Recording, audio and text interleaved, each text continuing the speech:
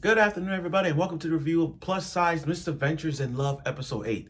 Now, last week was one of those episodes where we finally got the answer that we wanted to get. This ended the cliffhanger with questions that we need to get answers of. And Yumeko, being this bright, bubbly, energetic girl that she is, trying to make this whole chip design thing more presentable for the company, this and that, and trying to solve problems. You have to understand, Yomiko is a problem-solving person. I like Yomiko. I can't even think of one bad thing to say about Yomiko. I mean, look at her. She's bright, bubbly, energetic type girl that you want to hang out with. It's sad to say that she's not in the top 10 in terms of characters this week. We gotta give Yomiko some flowers. Look, I understand this rom-com workplace thing is so underrated. I get it. It's so underrated. Nobody's not watching this show. The reason I'm watching this show, guys, and covering these episodes, because this show is so like Office Space rom-com vibe to a point where you look at this, is mystery involvement in these kind of things. I mean, like, in real life workspace type vibe. I mean, like, how many workplace animes you've watched? I mean, I know the most common workplace that everybody's going to talk about is Love is Hard for an Otaku. Another one that you could bring up is Ray Life, or you could bring up My Tiny Senpai. Either way, but when I look at Plus Size Misadventures of Love, there's always a case. There's always a problem in Yomoko's life. Parenting and office. There's so much, each character in the office each person in the office that Yomiko works, Yomiko always finds ways to solve things. Bringing positive motivation and attitude towards them. It's like, you see it. You see it to believe it. Now, last week we found out there's more to it about Hiroki and Kisuke and Riko involvement in this situation when she ended up pregnant and had the kid. But now we got the answer we wanted to hear. Now the answers are really entwining now to get like the full episode. Like the full rundown as to what things going on. Finally some truths. So without further ado, let's get right to the episode 8 of Plus Size Misadventures in Love. Okay. Now, last week was a cliffhanger leading towards Yomiko and about Kisuke and, Kisuke, and I just said the name. Wow, Kisuke and Hiroki's life, and with Riko got involved. Now, ever since Riko had a kid, things has been downward spiral. Riko is not herself lately, and it's being a full-time mom, that's hard. It's hard. See, this is why shows like this, you have to this is like realism. Like going on, like, you have to understand just how realistic it is for being a full-time parent, taking care of a kid while the husband doing full-time work. It's like, that's kind of hard. And Riko, being a good friend as she is, she's just looking out for her. I'm sorry, Degawa, my bad. Degawa looking out for Riko. So, but as Degawa was looking out for Riko's sake, it started to fall. Degawa asking Hiroki at the time, remember this is a flashback still, at the time trying to figure out what's your relationship with Riko, how's everything going with the baby or whatnot. His demeanor look does not give a fuck face. His demeanor look is so like, it's so, what's the word I'm trying to say?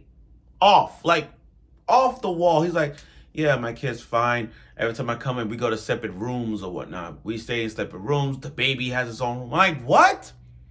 What? What kind of marriage is that where they have separate rooms? Your husband and wife share a room together. You got the baby in a room too, but come on. To have you come in and the mother and the wife sleeps in this room and you sleep in the other room and the baby, come on.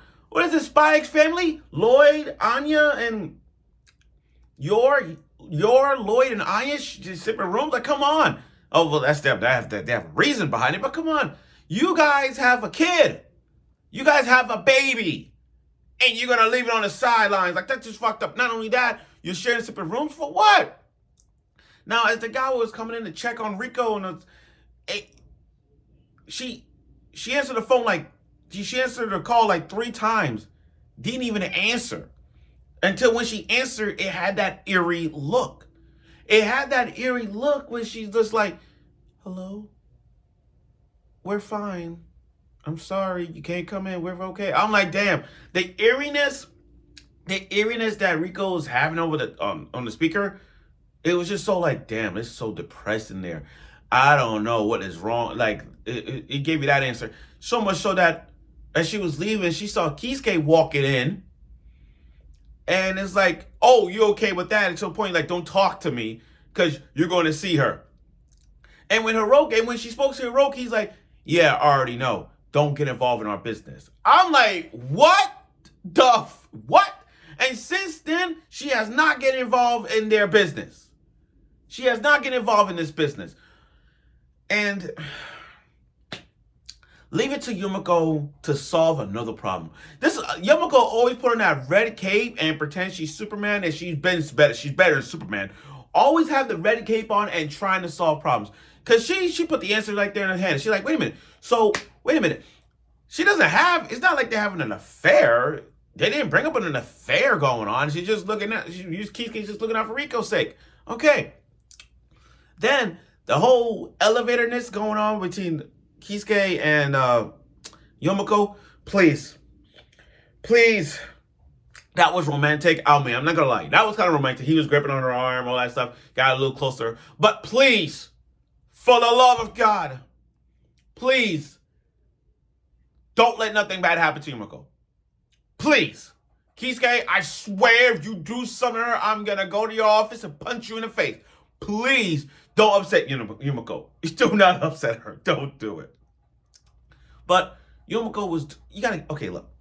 Yumeko has done so much over these 8 episodes. Solving problems, doing work, bringing positive energy towards the floor, bringing positive around the office, even trying to bond with her grandma and her parents and whatnot. So much so, she got sick. And I felt sad because she got sick, and I didn't like that. Like, she got sick. I really don't. Yeah, it was heavy. Yeah, the parents tried to pick her up, put her back up. It was kind of heavy. It was kind of funny. But still they care. So much so that the mother Yumeko's mother took care of her, and, with pears and honey. Got a little flashback of remembering how good of a mother she was. And the mother, being like a tsundere vibe, don't want to admit it, but she cares. She cares. Does she show it? No, but you can tell she cares. Because, that's her only daughter. That's the only daughter. Come on, you got a kid. That's your only kid. Okay. Now, that's out of the way. Kisuke, because you got to remember, Yumeko promised Kisuke to meet the first time they met. We didn't get that because she was sick. Sad to see that. But leave it to Kisuke to, try to get the full background, try to find the full details as to why she was sick. He didn't know about it. He was waiting, but he didn't know about it. So he stopped at Yumeko's office and trying to figure out what's wrong, to a point where he's like, oh, she's sick. Okay, I'll text and see how she's doing. See, good guy. A good guy. And then leave it to the other friends, Tama and the rest of the co-workers. Even Hiroki gave Yumeko a gift, which we're not suspecting the office pick. We're not surprised because it's Hiroki. Come on, it's the boss. You really think he'll give her some sweets? No. At least Yumeko's friends gave her sweets to cheer up. But it's sales. Hiroki gave all these pages of paperwork to Yumeko because it's the sales.